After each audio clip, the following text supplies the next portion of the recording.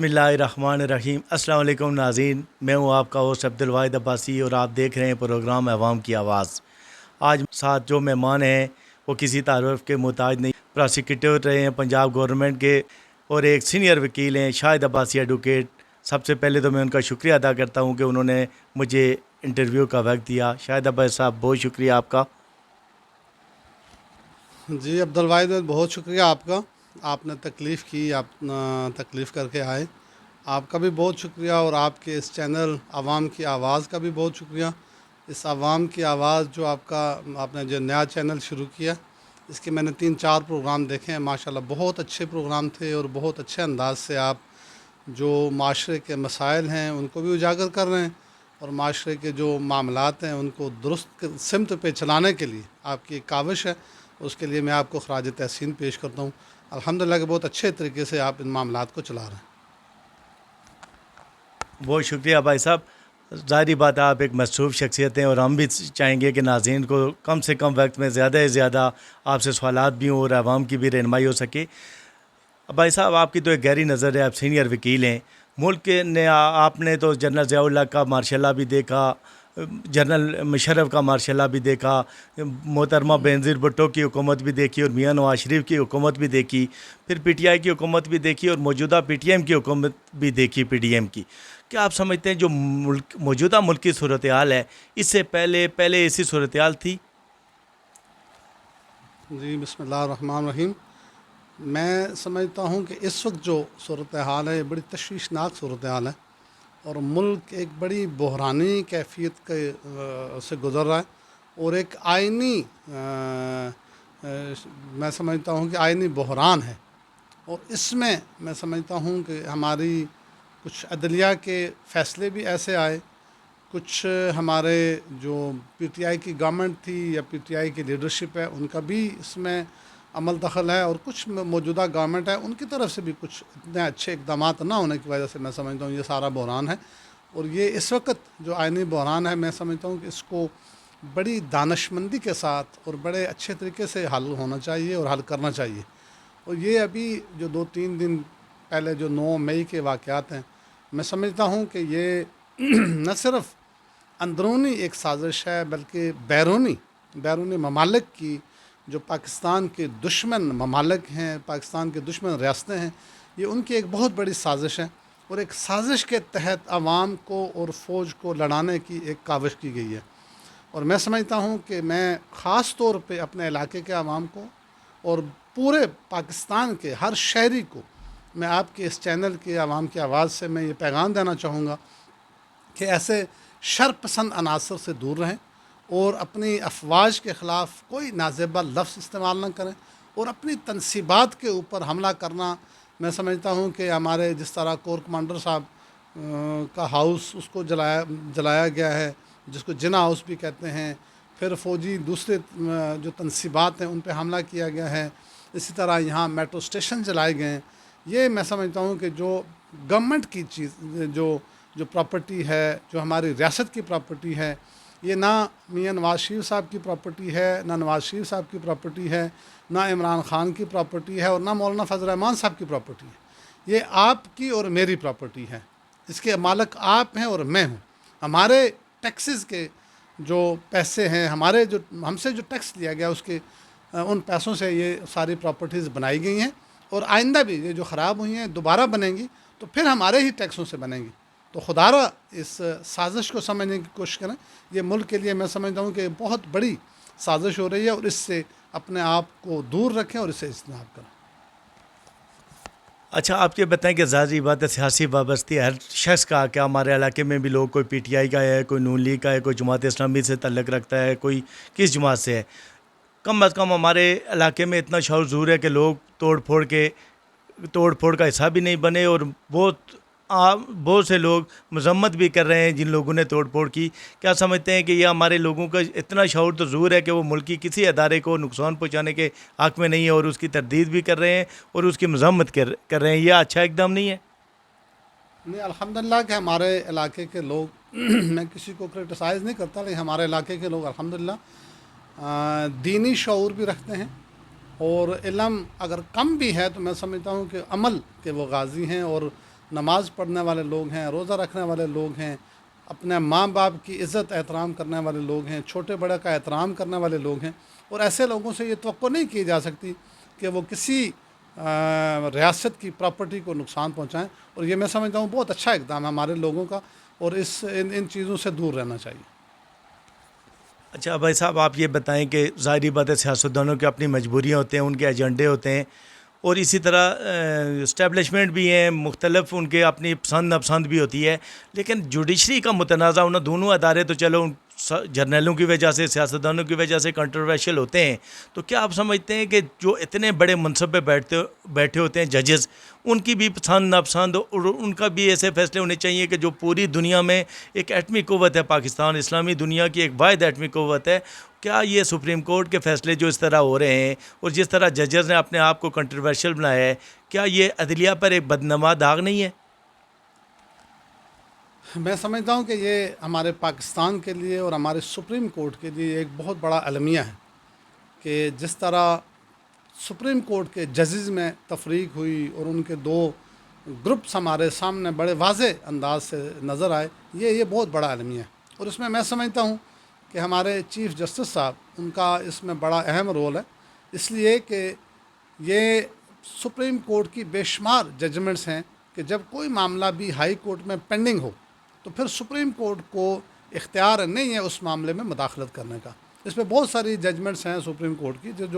جو پہلے supreme court خود دے چکی ہے کہ کوئی معاملہ اگر ہائی کورٹ میں پینڈنگ ہے تو اس میں سپریم کورٹ مداخلت نہیں کرے گی. یہ جو الیکشن کے حوالے سے، یہ کوئی بھی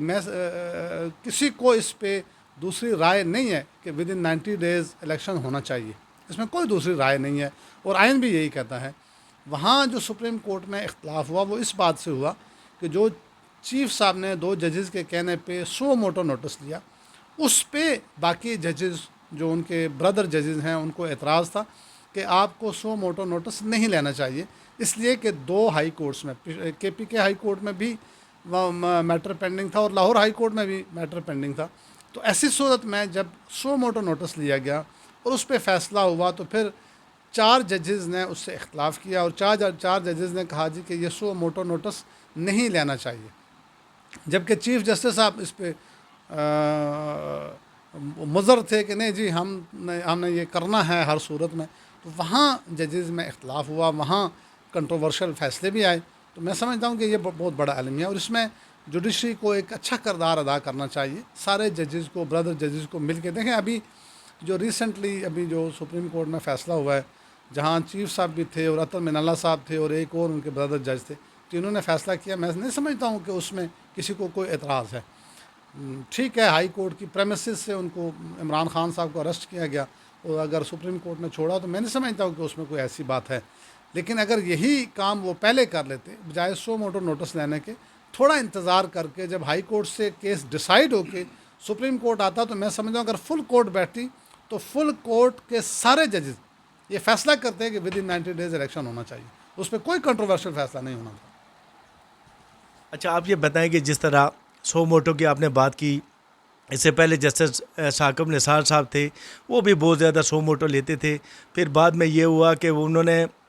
جس طرح لوگوں کے خدشات تھے، پھر جا کے زمان پارک میں وہ مشورہ بھی دیتے رہے، اور ٹکٹ کے لیے بھی انہوں نے سفارشیں، جو ان کی آڈیو لیک ہوئی. تو کیا آپ سمجھتے ہیں کہ اگر یہی کل عطا بندیال صاحب ہیں، یہ بھی کل اسی طرح زمان پارک میں جاتے ہیں، پی ٹی آئی کی باقاعدہ مہم کا حصہ بنتے ہیں، تو کیا یہ سارا کچھ عدلیہ کے اوپر بدنما داغ، یہ آپ کم از کم سینئر وکلا برادری یہ سوچ نہیں رہی کہ یہ عدلیہ کے لیے بدنامی کا باعث بن رہے ہیں یہ سارے کام؟ جس طرح آپ نے ثاقب نثار صاحب کے بارے میں پوچھا، بطور جج وہ بہت لائق جج تھے اور بہت قابل تھے، اور بہت ان کی اچھی ججمنٹس آئی ہیں. لیکن جب وہ پالیٹکس میں انوالو ہو گئے اور وہ ایک گروپ کو، ایک پارٹی کو لیڈ کرتے رہے، اور بڑے واضح ان کا ایک موقف تھا اور بڑے واضح ان کا ایک لائن تھی، یہ بڑا المیہ ہے. اسی طرح عمر عطا بندیال صاحب ہمارے چیف جسٹس ہیں. میں یہ سمجھتا ہوں کہ وہ جج نہیں ہے جو انصاف کے مطابق فیصلہ نہ کرے اور انصاف سے ہٹ کے کوئی بات کرے. میں اس کو جج نہیں مانتا. جج وہ ہے جو حق اور انصاف کی بات کرے، حق اور انصاف کے مطابق فیصلہ کرے. اگر وہ نون لیگ کا ہے، اگر وہ پی ڈی ایم کا ہے، اگر وہ پی ٹی آئی کا ہے تو اس کو اسی وقت استعفیٰ دے کے گھر جانا چاہیے اور پھر الیکشن لڑے اور سیاست کرے. جج کو اپنے، چونکہ میں آپ کو بتاؤں کہ یہ جو اس منصب پہ بیٹھنا، یہ اللہ کے آپ نائب ہوتے ہیں اور آپ جو فیصلہ کرتے ہیں، آپ انسان کی زندگی اور 302 کے کیسز آپ کے پاس جاتے ہیں، انسان کی زندگی اور موت کا فیصلہ کرتے ہیں. تو وہاں اگر کوئی جج دیکھے کہ میں پی ٹی آئی کا ہوں یا میں نون لیگ کا ہوں یا میں پیپلز پارٹی کا ہوں، تو میں سمجھتا ہوں وہ جج نہیں ہے، وہ ایک اس جوڈیشری کے اوپر ایک بدنما داغ ہے اور اس کو اسی وقت استعفیٰ دے کے گھر جانا چاہیے. وہ حقدار نہیں ہے کہ ہمارے ٹیکسز کے جو پیسے ہیں ان سے وہ تنخواہ لے، ان سے مراعات لے اور پھر وہ اپنی مرضی کے فیصلے کرے. وہ جج نہیں ہے. زبردست آپ نے بات کی. آپ یہ بتائیں کہ بہت سے ججز ہیں جو، کیا یہ وکلا جو سینئر وکلا ہیں کبھی یہ سوچتے نہیں، آپس میں ڈسکشن نہیں کرتے کہ کوئی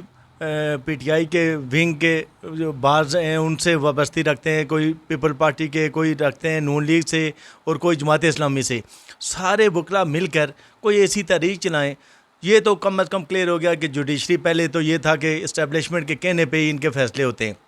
اب اسٹیبلشمنٹ خاموش ہے تب بھی یہ متنازع فیصلے دے رہے ہیں. اس کا مطلب ہے کہ ساری برائی اور خامیاں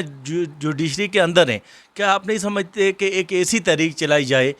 کہ جس سے یہ پتہ چلے کہ جوڈیشری میں بالکل جو کالی بیڑے ہیں ان کو نکالا جائے اور صاف ستھرے لوگ جو ہے وہ اس انصاف والی کرسی پہ بٹھائیں، تاکہ پوری دنیا میں یہ اس طرح کا مزاح جو پوری دنیا کے سامنے مذاق بن چکی ہے جوڈیشری، یہ دبا دھل سکے؟ آپ کیا کہتے ہیں اس بارے میں؟ لیکن پہلا آپ کا سوال یہ تھا کہ کیا وکلا کوئی ایسا کردار ادا کر سکتے ہیں کہ جس میں وہ مل کے کوئی بات کریں. وہ آپ کو یاد ہوگا کہ افتخار چودھری صاحب جو چیف جسٹس تھے، ان کی ایک تحریک تھی، وہاں سارے وکلا متفق تھے اور ان کی ایک مشترکہ کاوشوں سے، چونکہ عدلیہ کی بحالی کا ایک معاملہ تھا اور وہ پورے ملک کا ایک معاملہ تھا اور اس میں سول سوسائٹی بھی آئی، ساری پولیٹیکل جماعتیں بھی آئیں، تو وہاں سارے لوگ اکٹھے تھے، مل کے کرتے تھے. اس وقت جو صورتحال ہے، چونکہ اپنے اپنے انٹرسٹ سب لوگوں کے انوالو ہیں، جو نون لیگ کے وکلا ہیں یا پیپلز پارٹی کے ہیں یا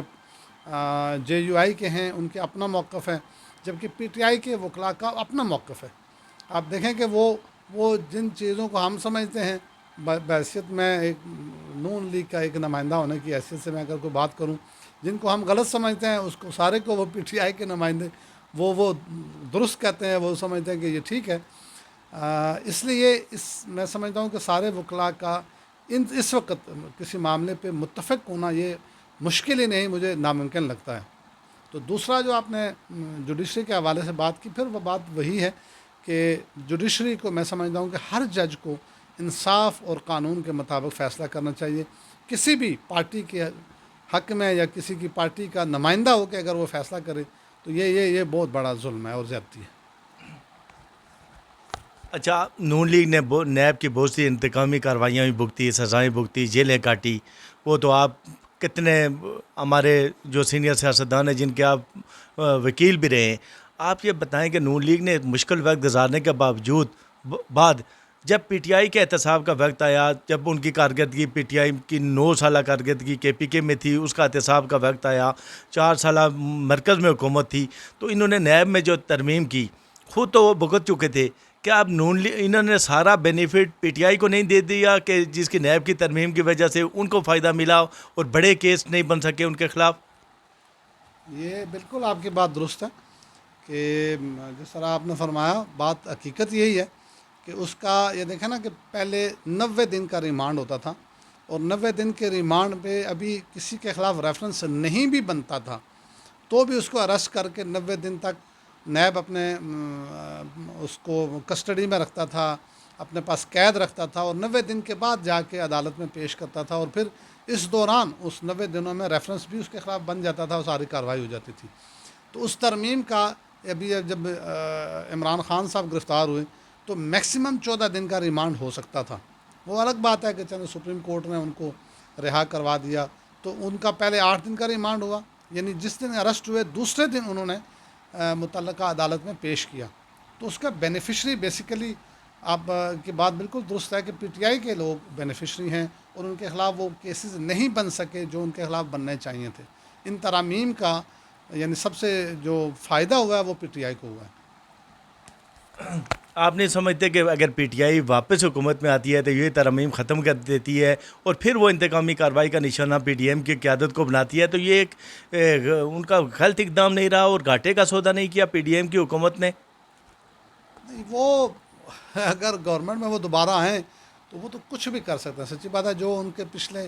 4.25 سال کی آپ اگر تاریخ دیکھیں تو عمران خان صاحب وزیر اعظم کی سیٹ پہ بیٹھ کے روزانہ فون کر کے یہ پوچھتے تھے کہ فلاں کے خلاف ایف آئی آر ہو گئی ہے یا نہیں ہوئی،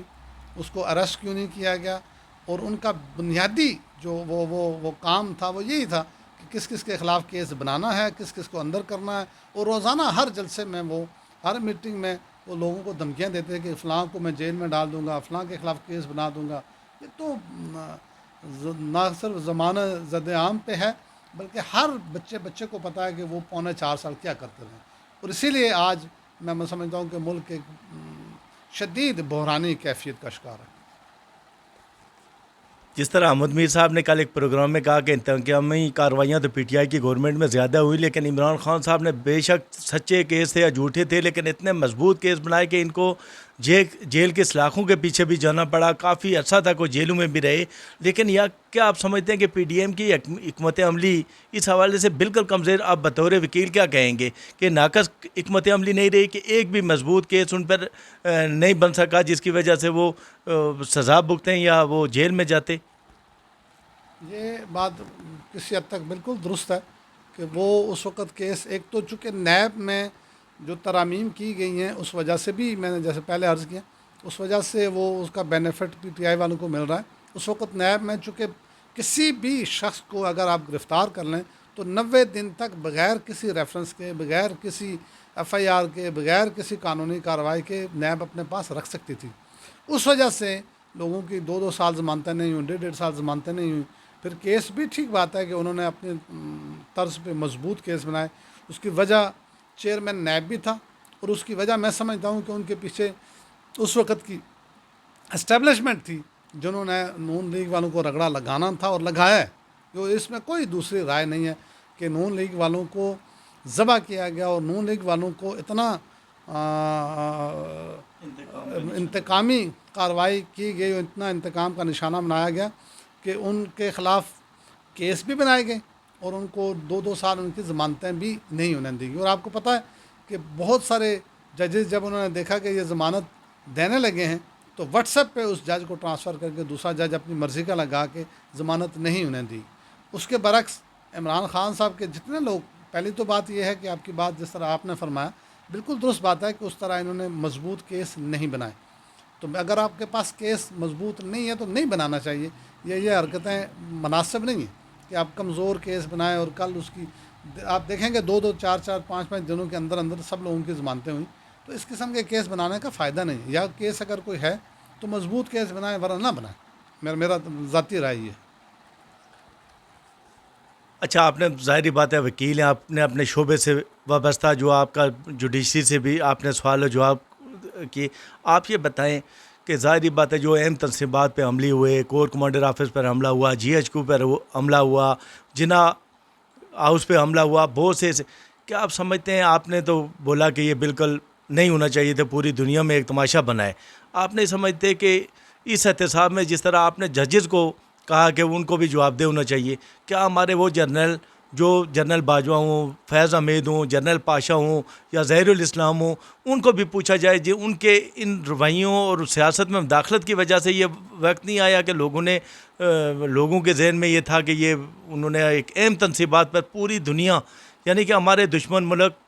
خوش ہوئے، وہ جو ہماری پوری دنیا مل کر ہمارے ملک کی اہم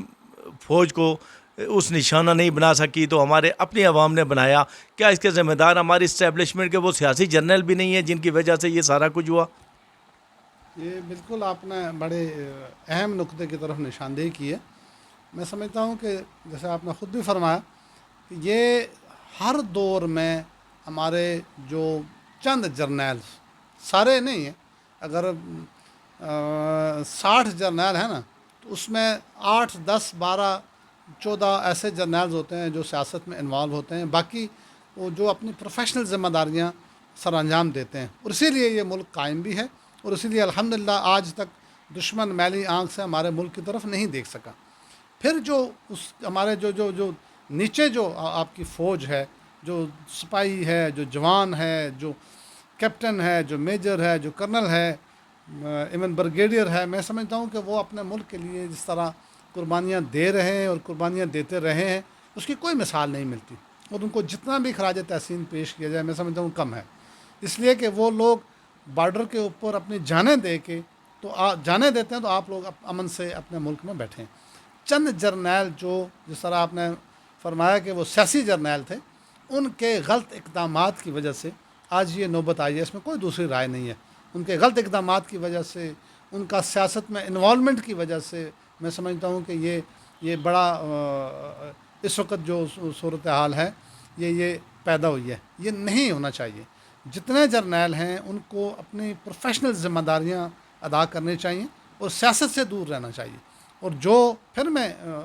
اس پروگرام کے توسط سے لوگوں سے ریکویسٹ کروں گا کہ اپنی فوج کو کبھی برا بھلا نہ کہیں،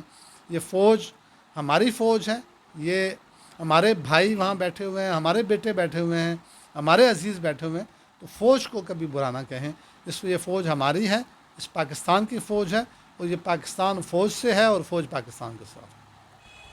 بہت زبردست آپ نے بات کی، یقین کریں میں نے کتنی عورتوں کو روتے ہوئے دیکھا، فوج کی یہ حالت دیکھی، اور ان کے صبر انہوں نے بہت زیادہ کیا کہ ان کو کس طرح ٹارچر کیا گیا، ان کی گاڑیوں کی چابیاں چھینی گئی، اور بہت سے جو ہمارے شہداء تھے ان کی تصویروں کو جس طرح توڑا گیا، اور جس طرح ہمارے جہازوں کو نقصان پہنچایا گیا، یہ بہت بڑا تکلیف دہ معاملات تھا۔ جس طرح سیاستدان اس ملک میں نہ ہوں تب بھی یہ ملک چل سکتا ہے، جوڈیشری نہ ہو تب بھی چل سکتا ہے، لیکن جب فوج ہماری نہ ہو تو آپ خود سمجھتے ہیں کہ کم از کم گھنٹوں میں بھی ہمارا ملک قائم و دائم نہیں رہ سکتا۔ فوج ہمارے ملک کی بقا کی ضامن ہے، اور ہمیں کبھی بھی ایسا نہیں کرنا چاہیے کہ چند سیاسی جرنیلوں کی وجہ سے پوری فوج کو اس کا نشانہ بنانا اور اپنے دشمنوں کو خوش کرنا، یہ تو بہت تکلیف دہ مرحلہ ہے۔ اچھا آپ یہ بتائیں کہ ظاہری بات ہے آپ کی ایک آواز ہے علاقے میں، ایک بہت بڑا ایک آپ کا سیاسی مقام بھی ہے، سردار مہتاب احمد خان، ظاہری بات ہے ہر شخص کو اپنی پارٹی کے اندر اختلاف رائے کا حق ہے، جب اس کے اندر کچھ لاوا پک رہا ہوتا ہے، کچھ زیادتیاں ہوتی ہیں تو اس کا اظہار بھی کرتا ہے۔ سردار مہتاب احمد خان صاحب نے ایک کے پی کے میں ایک نظریاتی گروپ بنایا ہے، اور جگہ جگہ وہ جلسے بھی کر رہے ہیں، اور اپنی پارٹی کے اندر رہ کر وہ اپنا احتجاج ریکارڈ کرا رہے ہیں۔ کیا آپ سمجھتے ہیں کہ عمر کے اس حصے میں احتجاج ان کا حق ہے، تحفظات دور کرنا پارٹی کی لیڈرشپ کا حق ہے، جس طرح انہوں نے قربانیاں دی؟ کیا آپ سمجھتے ہیں اگر مرکزی لیڈرشپ ان کے تحفظات دور کرتی ہے تو ان کو واپس اپنی پارٹی میں آنا چاہیے؟ آج کل تو پارٹیوں کے بغیر سیاست کرنا مشکل ہے، اور عمر کے اس حصے میں اور اتنے باعزت شخص کے لیے آپ کیا کہیں گے؟ جی آپ نے خود ہی فرما دیا کہ سردار مہتاب احمد خان کی نون لیگ کے لیے بڑی قربانیاں ہیں، 3 ساڑھے 3 سال وہ جیل میں رہے، اور جس وقت وہ جیل سے آئے واپس تو ان کی صحت کی یہ کیفیت تھی، سچی بات یہ ہے کہ وہ اگر بیٹھتے تھے تو اٹھ نہیں سکتے تھے، تو اٹھتے تھے تو بیٹھ نہیں سکتے تھے، تو یہ بڑی قربانیاں ہیں، اور پھر اپنی پارٹی کے لیے پارٹی کو منظم کرنے میں، اور کے پی کے میں پارٹی کا ہولڈ رکھنے میں، اور کے پی کے میں آپ نے دیکھا کہ 97 میں وہ وزیر اعلیٰ بنے، اور نون لیگ کی حکومت کے پی کے میں بنی، اور جو ہی 99 میں سردار صاحب کو ہٹایا گیا تو اس کے بعد آج تک نون لیگ کی گورنمنٹ کے پی کے میں نہیں بن سکی، اور میں سمجھتا ہوں کہ اس میں سردار مہتاب صاحب کی بڑی قربانیاں تھیں، بڑی ان کی محنت تھی، اور وہ دن رات اپنی پارٹی کے لیے، اپنے صوبے میں پارٹی کو منظم کرنے کے لیے ان کی بڑی کاوشیں ہیں۔ تو چند تحفظات یا چند ان کے اپنے سیاسی دوسرے حریف کی وجہ سے معاملات خراب ہوئے، میں سمجھتا ہوں کہ یہ ہماری جو مرکزی لیڈرشپ ہے، میاں شہباز شریف صاحب اور میاں نواز شریف صاحب کو یہ فوری نوٹس لے کے ان کو اس معاملے کو حل کرنا چاہیے تھا۔ ان کی طرف سے میں سمجھتا ہوں یہ ڈیلے ہونے کی وجہ سے معاملات زیادہ خراب ہو گئے۔ دوسری بات آپ نے کی کہ انہوں نے جو آواز اٹھائی، ابھی بھی وہ نون لیگ میں ہیں، اور میرا نہیں خیال کہ وہ نون لیگ کو چھوڑ کے کسی دوسری جماعت میں وہ جانے کا ارادہ رکھتے ہیں یا جائیں گے۔ میرا نہیں خیال کہ وہ کبھی بھی کوئی ایسا فیصلہ کریں گے کہ وہ کسی اور جماعت میں جائیں، وہ رہیں گے تو وہ صرف نون لیگ میں رہیں گے۔ تو پارٹی کے اندر رہ کے اگر کوئی آپ کو اختلاف ہے یا کوئی نظریات کے خلاف آپ بات کرتے ہیں، آپ یہ دیکھیں کہ شاہد خاقان عباسی صاحب بھی پارٹی میں ہیں، اور پارٹی کی چند پالیسیوں پہ انہوں نے پورا آبجیکشن بھی کیا ہے اور اس کو تنقید بھی کیا ہے. اسی طرح مفتاح اسماعیل ہیں, انہوں نے بھی پارٹی میں رہتے ہوئے پارٹی کے مختلف پالیسیوں پہ انہوں نے اعتراض کیا ہے. تو اسی طرح سردار صاحب بھی پارٹی کے اندر رہتے ہوئے وہ پارٹی کے اگر مختلف پالیسیوں جس کی حد تک وہ سمجھتے ہیں کہ ٹھیک نہیں ہے, انہوں نے آبجیکشن کیا ہے یا تنقید کی ہے, تو اس میں کوئی حرج نہیں ہے. اور یہ جمہوریت اسی کا نام ہے, اور جمہوریت کی یہی خوبصورتی ہے کہ آپ پارٹی میں رہ کے اپنی پارٹی کے جہاں خرابی ہے, خامی ہے, وہاں اس کی اصلاح کے لیے آپ اس پہ تنقید کریں. تو کسی دوسری پارٹی میں جانے کا میں سوچ بھی نہیں سکتا کہ سردار صاحب کوئی ایسا فیصلہ کریں کہ وہ کل پی ٹی آئی میں چلے جائیں یا پیپلز پارٹی, یہ ایسا فیصلہ سردار صاحب سے نہ توقع ہے اور نہ وہ کریں گے. اچھا, مرتضیٰ جاوید عباسی صاحب اور ان کے اختلافات تو ہر زبان پہ ہیں, سب کو پتہ ہے. بہت سے لوگ ہیں سردار مہتاب احمد خان کی رسپیکٹ کرتے ہوئے وہ مرتضیٰ جاوید عباسی کے کیمپ میں نہیں گئے, جن میں آپ بھی شامل ہیں. کیا آپ سمجھتے ہیں کہ باقی لوگوں کو جس طرح سردار فرید صاحب ہیں اور سردار مہتاب صاحب ہیں, یہ ایک پیج پہ ہوں گے تو دونوں فائدے میں رہیں گے اور مضبوط ہو کر الیکشن میں حصہ لیں گے, اور اپنے علاقے کے لیے دونوں خاندانوں کی ایک بے پناہ خدمات بھی ہیں اور آپس میں ان کی اتنی رشتہ داریاں ہیں کہ ان کا ایک دوسرے سے جدا ہونا مشکل ہے. تو آپ سمجھتے ہیں, آپ ذمہ دار شخصیت ہیں, کیا ان کو ایک پیج پہ ہونا چاہیے یا نہیں ہونا چاہیے؟ جس طرح آپ نے پوچھا کہ مرتضیٰ جاوید عباسی صاحب کے کیمپ میں آپ نہیں گئے, تو اس میں جب الیکشن ہوا تو مختلف لوگوں کی طرف سے مختلف حوالوں سے مرتضیٰ جاوید عباسی صاحب سے آفرز آئیں کہ آپ ہمارے ساتھ شامل ہوں, ہمارے ساتھ ملیں اور ہم مل کے چلیں. تو چونکہ سردار مہتاب احمد خان صاحب جب وزیر اعلیٰ تھے تو ہم ان کے ساتھ تھے, جب فیڈرل منسٹر تھے تو ہم ان کے ساتھ تھے, جب صوبائی منسٹر تھے تو ہم ان کے ساتھ تھے, جب سینیٹر تھے تو ہم ان کے ساتھ تھے. آج اگر ان کے پاس کوئی عہدہ نہیں ہے, وہ ایم این اے نہیں ہے یا ایم پی اے نہیں ہے, تو ہم چھوڑ کے دوسری گاڑی پہ سوار ہو جائیں, تو میں سمجھتا ہوں کہ یہ بڑی زیادتی کی بات ہوتی ہے. اس لیے کہ یہ اقتدار آنے جانے چیز ہے. تعلق جو ہے انسان کا وہ انسان کے ساتھ ہوتا ہے, اور ہماری ان کے ساتھ سیاسی وابستگی اس حوالے سے ہے کہ ہم ان کو اپنا سیاسی مرشد مانتے ہیں. اس کی ریزن یہ ہے کہ علاقے میں جتنا کام سردار مہتاب احمد خان نے کروایا, تاریخ میں اس کی کوئی مثال نہیں ملتی, نہ اس سے پہلے کسی نے کروایا اور نہ اس کے بعد شاید کوئی اتنا کام کروا سکے گا. جتنے ڈیولپمنٹ سردار مہتاب احمد خان کے دور میں ہوئی, 92 سے آن ورڈ اگر آپ دیکھیں, 13 میں تو وہ الیکشن بدقسمتی سے وہ لوز کر گئے, ہار گئے, لیکن 1992 سے لے کے میں سمجھتا ہوں کہ 2005-6 تک جتنے ہمارے علاقے میں ترقیاتی کام ہوئے,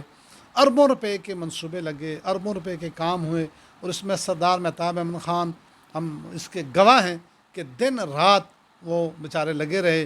سڑکیں بنوائیں, بجلی کے منصوبے لگے, پانی کے منصوبے لگے, اسکول بنے, عمارتیں بنیں,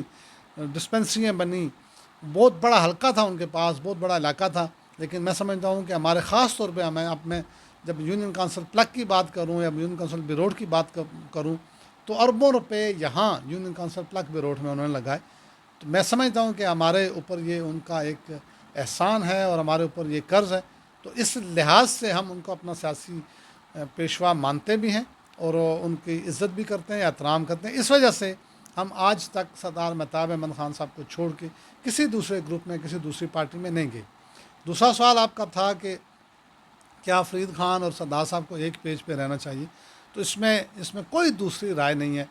کہ سردار مہتاب احمد خان اور فرید خان یا سردار فدا خان ہیں, یہ اگر ایک ساتھ ہو کے چلیں گے اور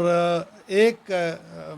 پیج پہ ہوں گے, متحد ہو کے چلیں گے, اسی میں ان کی بھی عزت ہے, اسی میں ان کا احترام ہے, اور اسی میں سمجھتا ہوں ہمارے جو عوام ہے, علاقے کے لوگ ہیں, ان کی بھی بہتری اور ان کا بھی فائدہ اور ان کا بھی جو سیاسی منظرنامہ ہے اس میں یہ ضروری ہے کہ وہ ایک پیج پہ ہوں. الگ الگ وہ اپنے سیاست کریں گے تو میں سمجھتا ہوں کہ بحیثیت خاندان ان کے لیے بھی یہ بڑا نقصان دہ, اور بالخصوص علاقے کے عوام کے لیے یہ بہت نقصان دہ ہوگا. اور میں اس میں کسی کا بھی کوئی مستقبل مجھے نظر نہیں آتا کہ کوئی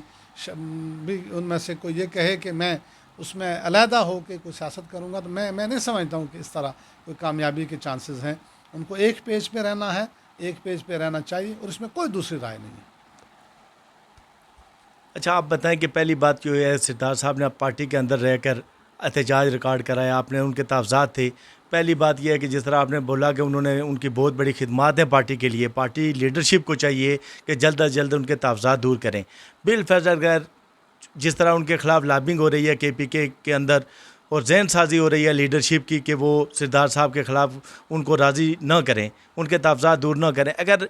مرکزی لیڈرشپ ان کے تحفظات دور نہیں کرتی تو جس طرح آپ نے بولا کہ سردار مہتاب صاحب کی بہت بڑی خدمات ہیں، انہوں نے اپنے علاقے میں اپنی پوری زندگی لگائی ہے، جیلیں کاٹی ہیں پارٹی کی خاطر، کیا سمجھتے ہیں اگر وہ اپنا مقدمہ پارٹی کو چھوڑ کر عوام کی عدالت میں آزاد حیثیت سے آتے ہیں، اگر جب پارٹی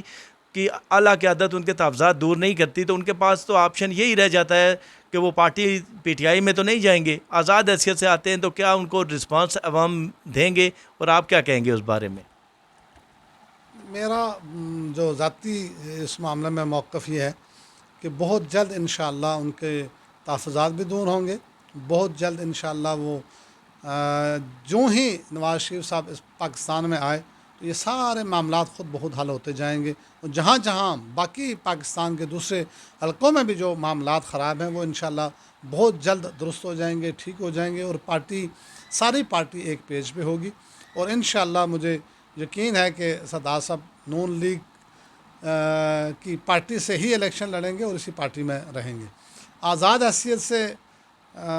الیکشن وہ لڑ سکتے ہیں، ظاہر ہے ہر جو سیاسی لیڈر ہے اس کا یہ حق ہے، لیکن میں سمجھتا ہوں کہ آزاد حیثیت سے ان کو الیکشن نہیں لڑنا چاہیے، بلکہ پارٹی کے ٹکٹ پہ الیکشن لڑنا چاہیے. اور میرا خیال ہے کہ جس دن بھی نواز شریف صاحب پاکستان میں آئے تو انشاءاللہ پارٹی کے جہاں بھی یہ شکست و ریخت ہے یہ ختم ہو جائے گی، اور انشاءاللہ پھر صرف اور صرف راج نون لیگ کا ہوگا. اچھا، آپ نہیں سمجھتے کہ آپ سینئر وکیل ہیں، ظاہری بات ہے آپ کے نسلوں، آپ کی اور ہماری نسلوں کی بات ہے، ہم نے تو اسی پاکستان میں رہنا ہے،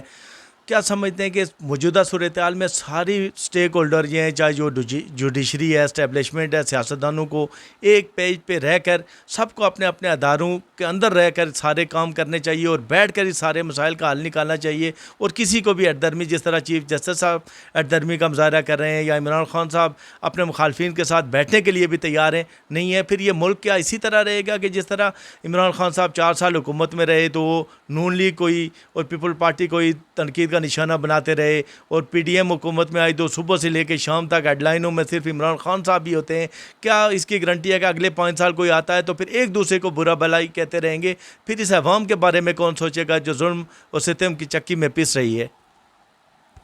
یہ جیسے آپ نے فرمایا، یہ ان کے اختلافات PTI کے یا نون لیگ کے اپنی جگہ پہ، لیکن اس کو اگر تھوڑا سا براڈر سینس میں دیکھیں اور اس کو تھوڑا سا ذرا وسیع نظریے سے دیکھیں تو یہ آپ کو ان کی کڑیاں بیرونی ممالک سے جا کے ان کی ملتی نظر آئیں گی. اس وقت چونکہ انٹرنیشنلی اگر آپ دیکھیں، بین الاقوامی طور پہ دیکھیں تو ایک چائنا بلاک ہے اور ایک امریکن بلاک ہے، اور چائنا بلاک یہ کوشش کر رہا ہے، جیسے آپ نے دیکھا کہ ابھی انہیں ایران اور سعودی عرب کا بھی انہوں نے مفاہمت کرائی، ان کا بھی راضینامہ کروایا اور بہت سارے ان کے معاملات کو درست سمت پہ لے کے گئے. چائنا اس خطے میں چاہتا ہے کہ میری منوپلی ہو اور یہ سارے ممالک میرے ساتھ چلیں اور یہاں طاقت کا سرچشمہ صرف چائنا ہو، جبکہ امریکن یہ چاہتے ہیں، امریکہ یہ چاہتا ہے اور یورپین ممالک چاہتے ہیں کہ یہاں پاکستان میں بھی گورنمنٹ ان کے اپنے نمائندوں کی ہو، اپنے لوگوں کی ہو اور اس کے چہیتے کسی کی ہو. تو یہ اگر اس کو آپ براڈر سینس میں دیکھیں تو یہ جھگڑا خالی PTI نون لیگ یا PDM کا نہیں ہے، بلکہ یہ چائنا بلاک اور امریکن بلاک کا ہے. اور اس کی پیچھے اگر ان کو دیکھیں تو ان کی جو معاملات ہیں اور ان کی جڑیں سیدھی امریکہ میں جاتی ہیں، اور وہاں سے یہ پلان بنتے ہیں، وہاں سے یہ سلسلے بنتے ہیں یا چائنا سے بنتے ہیں. چائنا اپنی منوپلی چاہتا ہے، امریکہ اپنی منوپلی چاہتا ہے. تو ان دو بلاکس کے اس جھگڑے میں پاکستان میں سمجھتا ہوں پس رہا ہے، اور پاکستان کو بہت نقصان ہو رہا ہے، ہمارا ملک تباہ ہو رہا ہے. تو اس میں تھوڑی ہماری سیاسی جماعتوں کو بھی اور عوام کو خاص طور پہ تھوڑا سا دل بھی کھلا کر کے، دماغ بھی کھلا کر کے اپنے ملک کے مفاد کو دیکھنا چاہیے کہ کہاں ہمارے ملک کا مفاد ہے اور کہاں ہمارے ملک کا نقصان ہو رہا ہے. تو اس میں ہر شہری کا بھی یہ ذمہ داری ہے اور یہ سیاسی جماعتوں کی بھی ذمہ داری ہے کہ یہ جو بلاکس کے جھگڑے سے نکل کے کم از کم اپنے ملک کو، ملک کے فلاح کے لیے، ملک کے فائدے کے لیے، اس ملک کی بقا کے لیے لڑنا چاہیے. بہت شکریہ ناظرین، یہ تھے شاہد عباسی ایڈوکیٹ، جنہوں نے بہت ہی مفصل اور بہترین طریقے سے، بہترین انداز میں نہ صرف ملک کی صورتحال پہ بات کی، جوڈیشری کے حوالے سے بھی بات کی، اور انٹرنیشنل اسٹیبلشمنٹ کے حوالے سے بھی بات کی کہ ملک کے اندر جو حالات ہیں وہ انٹرنیشنل اسٹیبلشمنٹ کا ایک بہت بڑا کھیل ہے، جو گولی چلائے بغیر کسی ملک پر حملہ کیے اپنے مفادات حاصل کر رہا ہے۔ اور اسی طرح اپنے حلقے کی سیاست میں بھی انہوں نے ایک مفصل اور سحر انگیز گفتگو کی۔ بہت شکریہ شاہد عباسی صاحب، اللہ پاک آپ کو خوش رکھے۔ انشاءاللہ یہ سلسلہ آپ سے پھر انٹرویو کا جاری رہے گا۔ بہت شکریہ۔ میں عبدالواحد بھائی آپ کا بہت مشکور ہوں کہ آپ نے تکلیف کی، آپ آئے، اس موضوع پہ گفتگو ہوئی، بحث ہوئی، اور آپ کی عوام کی آواز جو آپ نے چینل کھولا ہے، میں اس کی ترقی کے لیے بھی اور اس کی دن دگنی رات چگنی ترقی کے لیے دعا گو ہوں۔ اللہ تعالیٰ آپ کو بھی اپنی عافیت میں رکھے اور آپ کے اس چینل کو اللہ کامیاب کرے۔ بہت شکریہ عبدالواحد۔